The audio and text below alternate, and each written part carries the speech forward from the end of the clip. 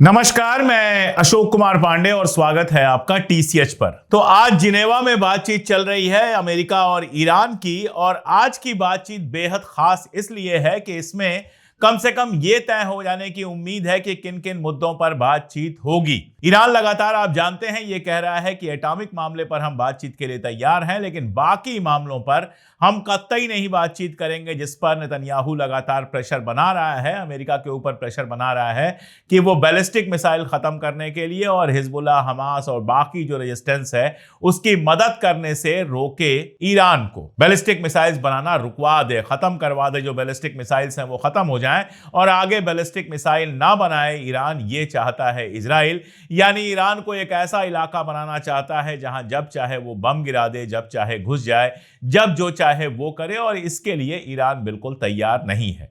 लगातार अमेरिका से जिस तरह के बयान आए हैं, जैसे मार्को रूबियो का बयान आया कि ईरान के साथ समझौता करना बहुत मुश्किल है। हां भाई, जो डर के झुक जाए, कहीं भी सिग्नेचर कर दे, ट्रेड डील करो और उसके बाद कहो कि ट्रेड डील हो गई है, और इंडिया में सबको पता ट्रंप के थ्रू मिले, ऑपरेशन सिंदूर रुक जाए और ट्रंप के थ्रू हमको पता चले कि उसने ये जंग रुकवा दी है। ऐसे देश आपको पसंद हैं जो आंख में आंख डाल के बात करें, जो आपके सामने कतई झुकने को तैयार ना हो?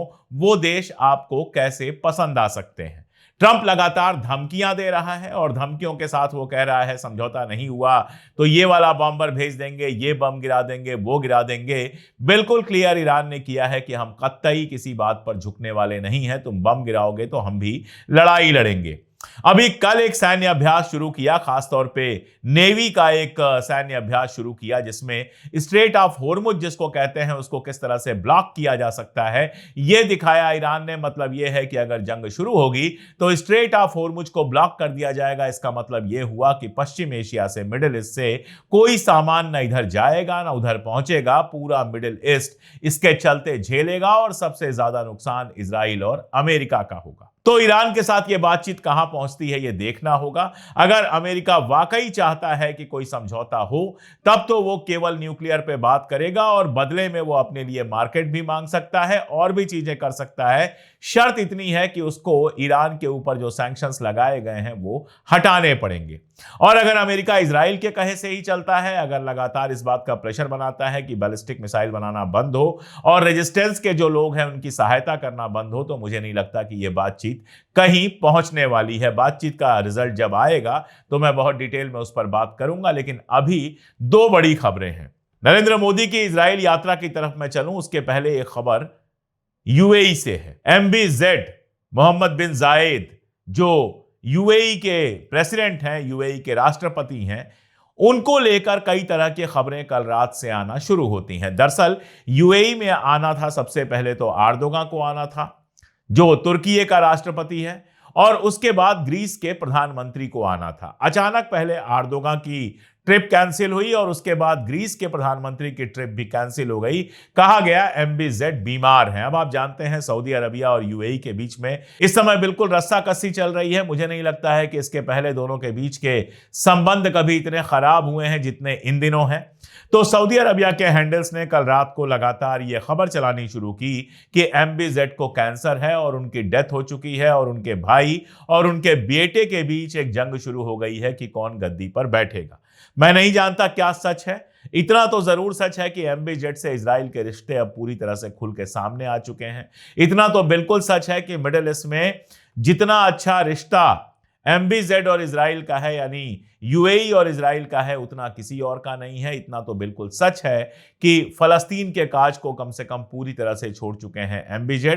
लेकिन जब तक वहां का मीडिया ये बात कंफर्म नहीं कर देता, तब तक कुछ कह पाना मुश्किल है। कई लोगों का कहना है कि ग्रीस के प्राइम मिनिस्टर से उनकी फोन पे बात हुई है, इसका मतलब वो पूरी तरह से ठीक है, आराम कर रहे हैं। कई लोगों का कहना है कि जानबूझ के इस खबर को दबाया जा रहा है। अब जो भी सच है वो 2-4 दिनों में सामने आ जाएगा। अगर MBZ 2-4 दिनों में पब्लिक आते हैं, उनकी तस्वीर, उनका वीडियो आता है, इसका मतलब ये कि सब कुछ ठीक ठाक है। और अगर ऐसा नहीं होता तो कहीं ना कहीं कुछ ना कुछ बड़ी गड़बड़ जरूर है। अब आते हैं मुद्दे पर, असली मुद्दा। कल बेंजामिन नेतन्याहू ने इजरायलियों के बीच में कहा कि जानते हैं यहां कौन आ रहा है? नरेंद्र मोदी आ रहे हैं इंडिया से, और इंडिया में हम लोग इमेंसली पॉपुलर हैं। हमारा जो देश है इजराइल है वो इंडिया में बहुत पॉपुलर है नेतन्याहू साहब। आपको एक बात बता दूं, मैं इंडिया में बैठकर यह बात कर रहा हूं। मैं जानता हूं कि आपकी एजेंसी बहुत सारे पत्रकारों को पैसा देती है। मैं जानता हूं कि आपके एम्बेसी में बहुत सारे पत्रकार उठते बैठते हैं और वो आप तक ये खबरें पहुंचाते रहते हैं। लेकिन जान लीजिए, इंडिया के अंदर भक्तों को छोड़कर और कोई ऐसा नहीं है जो इजराइल को पसंद करता है। और इंडिया में एक बड़ी आबादी ऐसी है जिसका दिल फलस्तीन के लिए धड़कता है। अब इन भक्तों ने तमाशा मचा मचा के आई लव इजराइल और मैं इजराइल की आर्मी से लड़ने जाऊंगा वगैरह वगैरह करके दुनिया में बदनाम जरूर कर दिया है हमारे मुल्क को कि वो इजराइल के साथ खड़ा है। लेकिन हमारे मुल्क की हुकूमत भले आपके साथ खड़ी हो, हमारे मुल्क के भक्त भले आपके साथ खड़े हों जो हुकूमत के भक्त हैं, लेकिन इस मुल्क की रूह हमेशा हमेशा फलस्तीन के साथ खड़ी रही है। हिंदुस्तान वो पहला नॉन अरब मुल्क था जिसने फलस्तीन को मान्यता दी थी, फलस्तीन को एक खुद मुख्तार मुल्क की मान्यता दी थी। इंदिरा गांधी की आपको तस्वीरें दिख जाएंगी यासर अराफात के साथ, और जब यासर अराफात हिंदुस्तान आए थे तो दिल खोल के उनका स्वागत हुआ था। अब भी फलस्तीन हमारे सीने में धड़कता है, अब भी हम फलस्तीन की आज़ादी की मांग करते हैं। आप हमारे देश में पॉपुलर नहीं हैं, आपसे हमारे देश के लोग नफरत करते हैं, यहूदियों से नहीं। ये गलत फहमी नहीं, हम एंटी सेमाइट कभी नहीं रहे हैं, हमें यहूदियों से कभी कोई दिक्कत नहीं रही है। हमने यहूदियों का दिल खोल के स्वागत किया है। हमारा सिनेमा हो, बाकी जगह हो, वहां यहूदी एक्टिव रहे हैं। हमारी दिक्कत उस विचारधारा से है, उस जायनिज्म से है जो फलस्तीनियों से उनकी जमीन छीनता है और जो फलस्तीन को तबाह बर्बाद करता है। खैर, नरेंद्र मोदी 25-26 फरवरी को इजराइल जा रहे हैं और यह खबर हिंदुस्तान से नहीं मिली, इजराइल से मिली। जयराम रमेश जो कांग्रेस के नेता हैं, उन्होंने ये सवाल भी पूछा। अब हिंदुस्तान के बारे में ज्यादातर खबरें हमको बाहर से मिलती हैं, खासतौर पर अमेरिका और इजराइल से मिलती हैं। क्या करने जा रहे हैं नरेंद्र मोदी?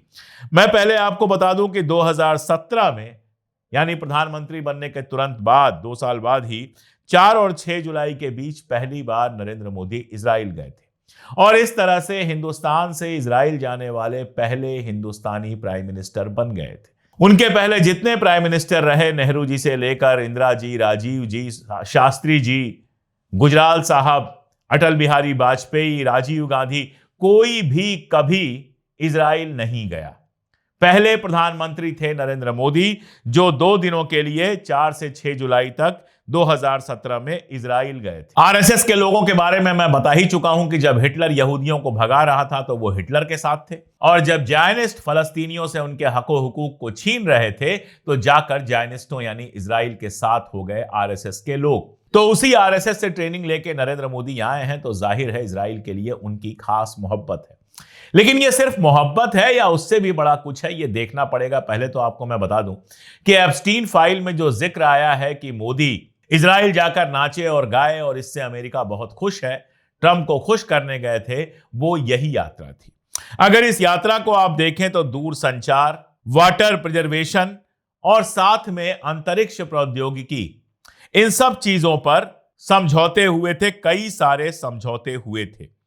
उसके बाद उन्होंने कहा था कि रक्षा प्रौद्योगिकी के क्षेत्र में भारत इजराइल का सबसे बड़ा ग्राहक है, यानी भारत सबसे ज्यादा सिक्योरिटी इक्विपमेंट्स खरीदता है इजराइल से। और इसके तुरंत बाद यह खबर आई थी, इंडिया टुडे अगर आप याद करें तो उस समय खबर आई थी कि इजराइल ने भारत से भारतीय सेना को मिसाइल रक्षा प्रणाली की आपूर्ति के लिए $2 अरब का समझौता किया है, जो 70 किलोमीटर के दायरे में विमानों, मिसाइलों वगैरह को, ड्रोन वगैरह को नष्ट कर सकता है। डीआरडीओ जो हमारा है, डीआरडीओ और इजराइल एरोस्पेस इंडस्ट्रीज दोनों मिलजुल कर 16 लॉन्चर और 560 मिसाइलों का निर्माण करने वाले थे। कितना हुआ कितना नहीं हुआ यह हमको नहीं पता, लेकिन हमें यह पता है कि जनवरी 2022 में न्यूयॉर्क टाइम्स के हवाले से नवभारत टाइम्स ने एक खबर छापी थी कि पेगासस सॉफ्टवेयर को लेकर 2017 के इजराइल दौरे में नरेंद्र मोदी और नेतन्याहू के बीच में समझौता हुआ था।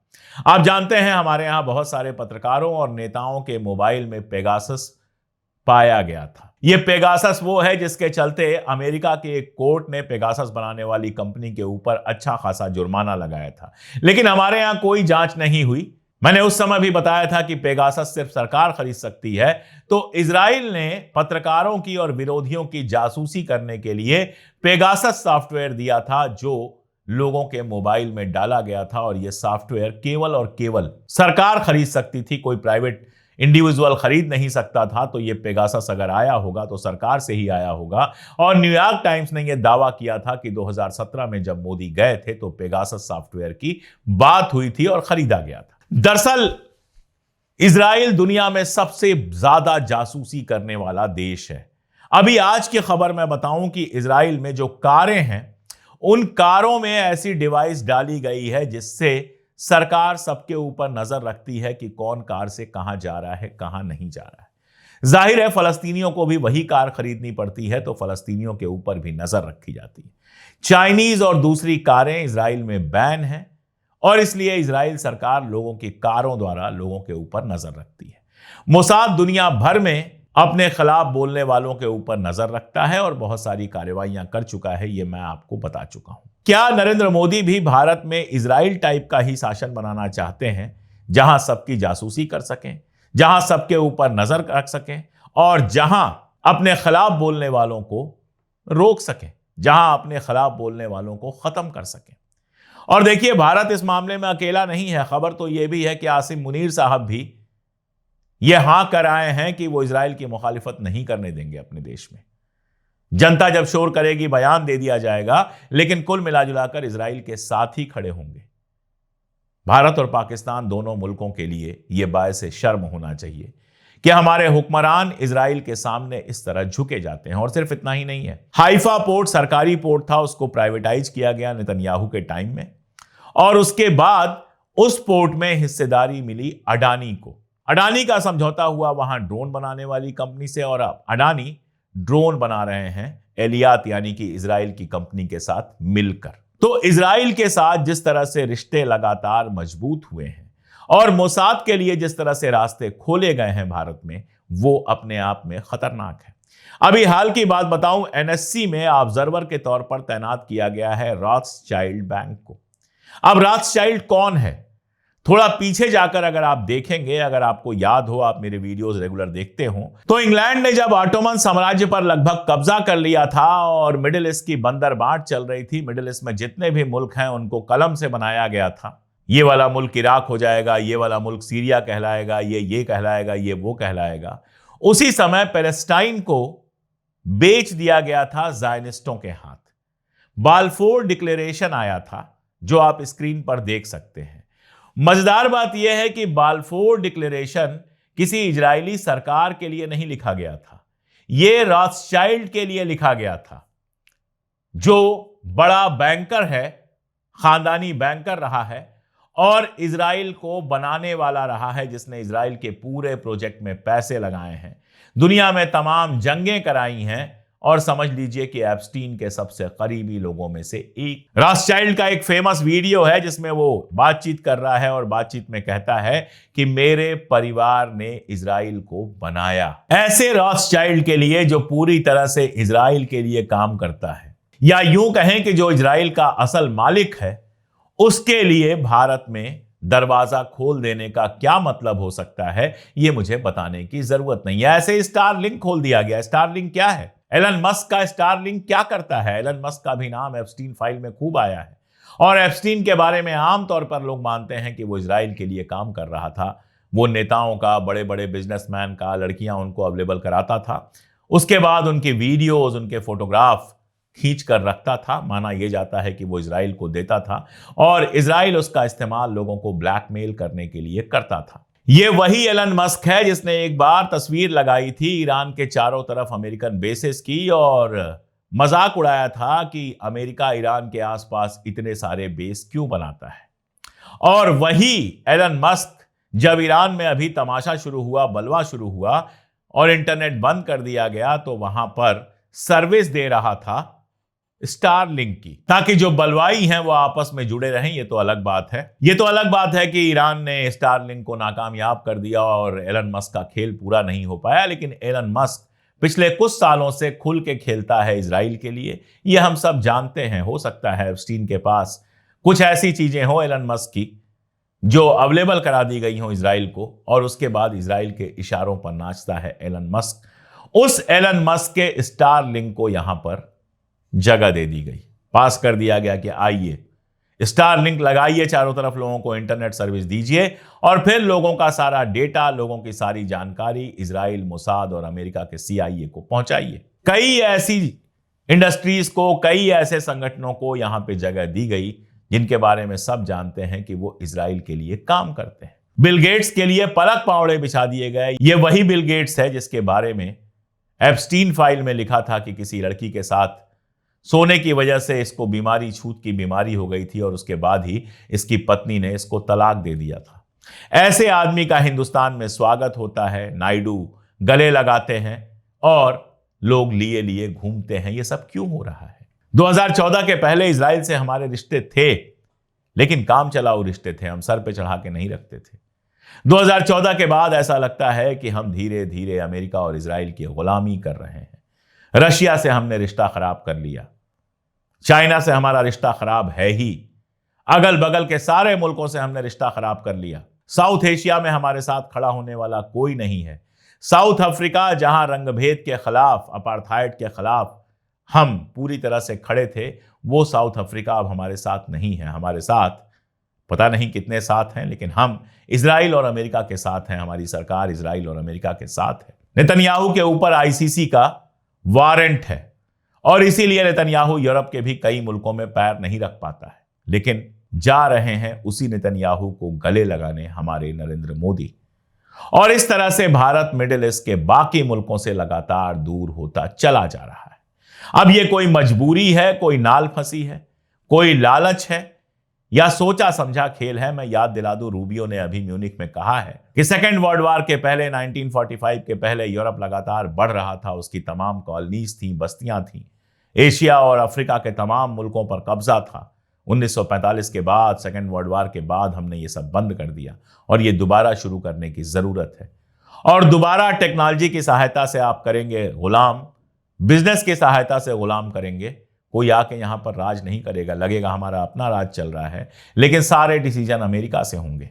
और इसी प्रोसेस को मजबूत बनाने शायद नरेंद्र मोदी जी इजराइल जा रहे हैं। खैर, देखते हैं इजराइल में क्या क्या देकर आते हैं, क्या क्या लेकर आते हैं। लेकिन मैं एक भारतीय होने के नाते बिना किसी डर के, बिना किसी के दबाव के बहुत साफ कहता हूं कि हम हिंदुस्तानी फलस्तीन के साथ थे, फलस्तीन के साथ हैं और फलस्तीन के साथ रहेंगे। हम फलस्तीनी आज़ादी का ख्वाब देखते रहेंगे और मैं बार बार कहता हूं कि अपनी ही जिंदगियों में फलस्तीन की सरकार से वीजा लेकर फलस्तीन घूमने जाएंगे, वहां के लोगों से मिलने जाएंगे। बाकी जो है वो है गजा से और ईरान से और बाकी जगहों से जब भी आगे अपडेट आती है मैं रोज ही अपडेट करता हूं, करता रहूंगा। आप भी हमारे साथ जुड़े रहिए, हमारे वीडियोस को देखते रहिए। जब कोई लिखता है फर्स्ट कमेंट, मुझे बहुत अच्छा लगता है कि देखिए कितना भरोसा है, बिना वीडियो देखे ही लोग आकर लव बना रहे हैं, लाइक कर रहे हैं, शेयर कर रहे हैं, सब्सक्राइब कर रहे हैं और फर्स्ट कमेंट उन्होंने किया है ये दर्ज भी करा रहे हैं।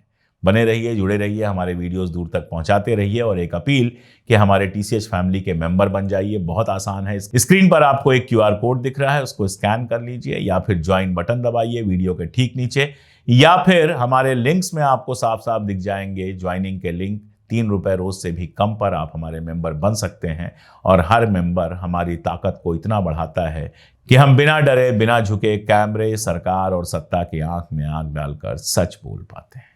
आज के लिए इतना ही, बहुत शुक्रिया।